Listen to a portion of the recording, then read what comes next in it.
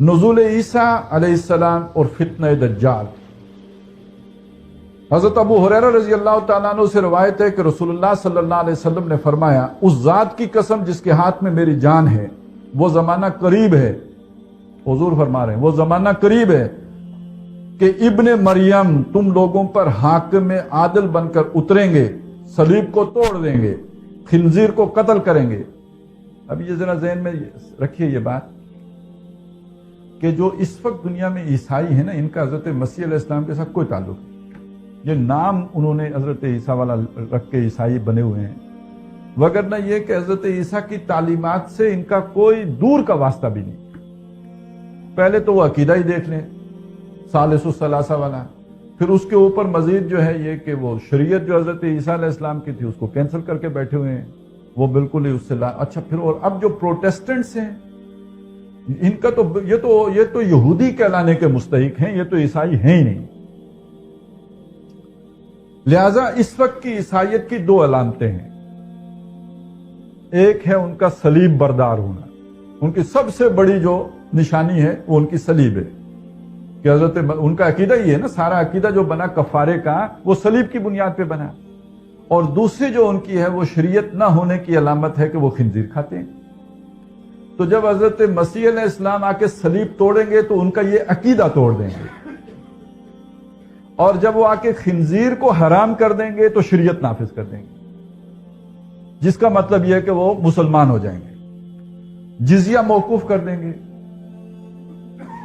ظاہر ہے ساری دنیا مسلمان ہو جائے گی تو جزیہ کس سے لیا جائے گا؟ جزیہ تو اس سے لینا ہے، یہودی سارے قتل ہو گئے، اہل کتاب سے لینا تھا نا، یہودی سارے قتل ہو گئے، عیسائی سارے مسلمان ہو گئے تو جزیہ ختم،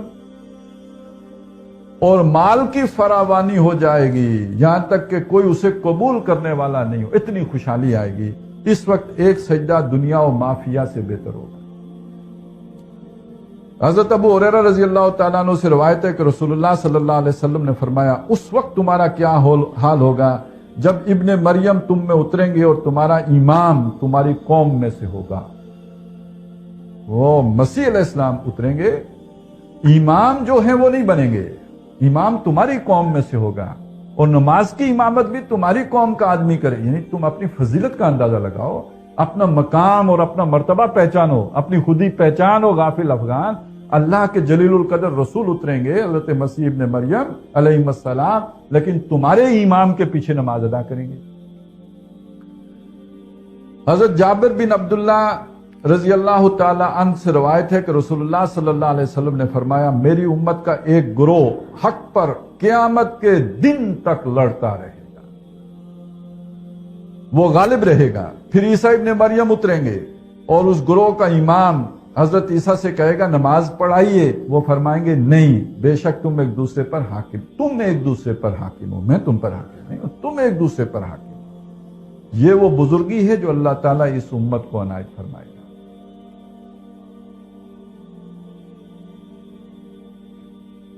حضرت مجمع بن جاریہ الانصاری سے روایت ہے کہ رسول اللہ صلی اللہ علیہ وسلم نے فرمایا، ابن مریم حضرت عیسیٰ دجال کو باب لد پر قتل کریں گے۔ یہ کہا جاتا ہے کہ اسرائیل کا جو بہت بڑا ایک ایئرپورٹ ہے، لڈا اسے کہتے ہیں، ڈال اور دال، عربی میں تو ڈال ہے ہی نہیں، تو گویا وہاں پہ وہ قتل ہوگا۔ حضرت نواس ابن سمان رضی اللہ تعالیٰ عنہ سے روایت ہے کہ رسول اللہ صلی اللہ علیہ وسلم نے دجال کا ذکر کیا تو فرمایا، اگر وہ میرے زندہ ہوتے ہوئے نکلا تو میں تمہاری طرف سے اس سے جھگڑوں گا، میں لڑوں گا تمہاری طرف سے اس کے خلاف، اور اگر وہ اس وقت نکلا جب میں تمہارے درمیان نہ رہا تو ہر شخص خود ہی اس سے جھگڑا کرے گا، اور میرا خلیفہ اللہ ہے۔ اب یہاں خلیفہ پتہ ہے کس معنی میں ہے؟ جب ہم گھر سے نکلتے ہیں تو اللہ کو خلیفہ بنا کے نکل، اس معنی میں، یعنی یہ کہ میری طرف سے میری امت کی حفاظت، نگہبانی، نگرانی اور ان کی طرف سے مدد کرنے والا اللہ ہے ہر مسلمان کے لیے۔ بس جو کوئی تم میں سے اس کو پائے وہ سورۃ الکہف کی ابتدائی آیات اس پر پڑھے، کیونکہ یہ آیات اس کے فتنے سے تمہارے لیے بچاؤ کا ذریعہ ہیں۔ ہم نے پوچھا وہ زمین پر کتنا عرصہ رہے؟ حضور نے فرمایا 40 دن۔ اس کا ایک دن ایک سال کی طرح ہوگا، دوسرا دن ایک مہینے کی طرح، تیسرا دن پورے ہفتے کے برابر، اور باقی دن تمہارے عام دنوں کے برابر ہوں گے۔ پھر ہم نے پوچھا اللہ کے رسول وہ جو سال بھر کا ایک دن ہوگا تو اس میں ہم ایک ہی دن رات کی نماز کفایت کرے گی؟ آپ نے فرمایا نہیں، تم اس روز اس کی مقدار کا اندازہ کر لیں۔ پھر عیسیٰ ابن مریم دمشق کی مشرقی جانب سے سفید مینار کے پاس اتریں گے، پس وہ دجال کو باب لد کے پاس پائیں گے اور وہاں اس کو قتل کر دیں گے۔ اسی طرح حضرت نواس بن سمان رضی اللہ تعالیٰ عنہ سے بھی یہ روایت بھی ہے کہ رسول اللہ نے فرمایا لوگ اس حال میں ہوں گے، اتنے میں اللہ تعالیٰ عیسیٰ ابن مریم کو دوبارہ بھیجے گا تو وہ سفید مینار کے پاس دمشق کے مشرق میں 2 زرد ہلکے کپڑوں میں اپنے دونوں ہاتھ 2 فرشتوں کے بازوں پر رکھ کر اتریں گے۔ جب وہ اپنے سر کو جھکائیں گے تو اس میں سے پانی کے قطرے ٹپکیں گے، اور جب وہ سر کو اٹھائیں گے تو پانی کے قطرے اس میں سے موتیوں کی طرح گریں گے، اور جو کافر ان کے سانس کا اثر پائے گا وہ مر جائے گا، اور ان کے سانس کا اثر وہاں تک جائے گا جہاں تک ان کی نگاہ جائے گی۔ آخر حضرت عیسیٰ چلیں گے یہاں تک کہ وہ دجال کو باب لد پر پائیں گے تو اس کو قتل کر دیں گے۔ اسی طرح ایک روایت ہے کہ نبی اکرم صلی اللہ علیہ وسلم نے فرمایا، ہمارے سامنے خطبہ ارشاد فرمایا، یا ابو امامہ الباہلی فرما رہے ہیں کہ آپ کا خطبہ زیادہ تر دجال سے متعلق تھا۔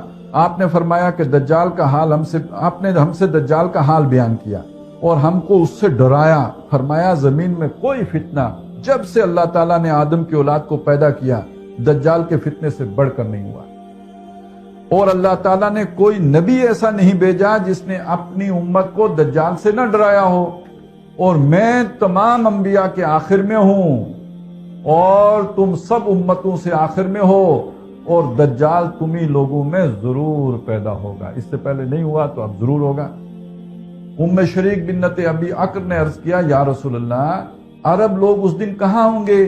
آپ نے فرمایا عرب کے لوگ یعنی ایمان والے اس دن کم ہوں گے، بہت تھوڑے رہ گئے ہوں گے۔ ان عرب مومنین سے اکثر لوگ اس وقت بیت المقدس میں ہوں گے، سارا زور لڑائی کا اس طرف ہوگا۔ ان کا امام ایک نیک شخص ہوگا، ایک روز ان کا امام آگے بڑھ کر صبح کی نماز پڑھانا چاہے گا، اتنے میں حضرت عیسیٰ ابن مریم صبح کے وقت اتریں گے تو یہ ان کو دیکھ کر الٹے پاؤں پیچھے ہٹے گا تاکہ حضرت عیسیٰ آگے ہو کر نماز پڑھائیں، لیکن حضرت عیسیٰ اپنا ہاتھ اس کے دونوں مونڈوں کے درمیان رکھ دیں گے، پھر اس سے کہیں گے آپ ہی آگے بڑھیں اور نماز پڑھائیں، اس لیے کہ یہ نماز آپ ہی کے لیے قائم ہوئی تھی۔ پس وہ امام لوگوں کو نماز پڑھائے گا، جب وہ نماز سے فارغ ہوگا تو حضرت عیسیٰ علیہ السلام لوگوں سے یعنی مسلمانوں سے کہیں گے دروازہ یعنی قلعے یا شہر کا دروازہ جس سے وہ لوگ محصور ہوں گے اور دجال ان کو گھیرے ہوگا کھول دو، چنانچہ دروازہ کھول دیا جائے گا، وہاں پر دجال ہوگا 70,000 یہودیوں کے ساتھ، جن میں سے ہر ایک کے پاس زیور سے آراستہ تلوار اور چادر ہوگی۔ جب دجال حضرت عیسیٰ علیہ السلام کو دیکھے گا تو ایسا پگھل جائے گا جیسے نمک پانی میں گھل جاتا ہے اور رائے فرار اختیار کرے گا۔ حضرت عیسیٰ فرمائیں گے میری ایک مار تجھ کو کھانا ہے تو اس سے بچ نہ سکے گا۔ آخر باب لد کے پاس جو مشرق کی طرف ہے اس کو پائیں گے اور اس کو قتل کریں گے، پھر اللہ تعالیٰ یہودیوں کو شکست دے گا۔ یہودی اللہ کی پیدا کی ہوئی چیزوں میں سے جس چیز کی آڑ میں چھپے گا اس چیز کو اللہ تعالیٰ بولنے کی طاقت دے گا، پتھر ہو یا درخت یا دیوار یا جانور، سوائے ایک درخت کے جس کو غرقت کہتے ہیں، وہ یہودیوں کا درخت ہے، وہ نہیں بولے گا، باقی ہر شے یہی کہے گی اے اللہ کے مسلمان بندے یہ یہودی ہے، تو آ اور اس کو مار ڈال۔ حضرت عبداللہ ابن عمر رضی اللہ تعالیٰ عنہ سے روایت ہے کہ رسول اللہ صلی اللہ علیہ وسلم نے فرمایا عیسیٰ ابن مریم علیہ السلام زمین پر اتریں گے، شادی کریں گے، ان کے بچے ہوں گے، 45 سال تک زمین پہ رہیں گے، پھر ان پر موت طاری ہوگی اور انہیں میرے ساتھ میری قبر میں دفن کیا جائے گا۔ پس میں اور عیسیٰ ابن مریم دونوں ایک ہی قبر سے ابو بکر اور عمر رضی اللہ تعالی عنہما کے درمیان اٹھائے جائیں گے۔ اب یہاں ایک تو آیا تھا حضرت مہدی کے 7 سال ہوں گے حکمرانی کے، ایک ہی آگے یہ 45 سال ہیں، یہ کل 45 یعنی 32 سال کی عمر میں رفع سماوی ہوا تھا، 45 سال عمر پائیں گے، یہ 13 سال تقریباً وہ زمین پہ شاہد رہیں گے۔ اس میں جو بات ہمارے سامنے آئی وہ یہ کہ مسلمانوں کی رومیوں کے ساتھ یعنی اگر ہم ترتیب دیکھیں نا واقعات کی تو سب سے جو پہلا واقعہ رونما ہونا ہے وہ مسلمانوں کا رومیوں کے ساتھ صلح کرنا ہے۔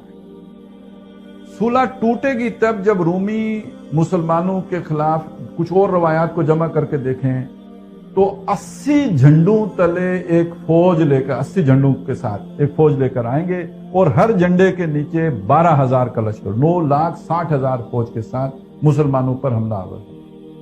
یہ گویا اس صلح کے ٹوٹنے کی علامت ہے.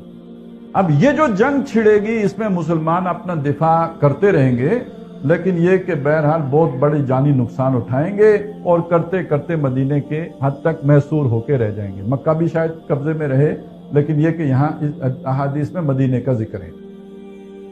اب یہاں سے جو ہے ایک دوسرا دور شروع ہوگا کہ جس میں اللہ کی طرف سے مسلمانوں کو مدد ملے گی ایک امام کے ذریعے، یہ حضرت مہدی ہے.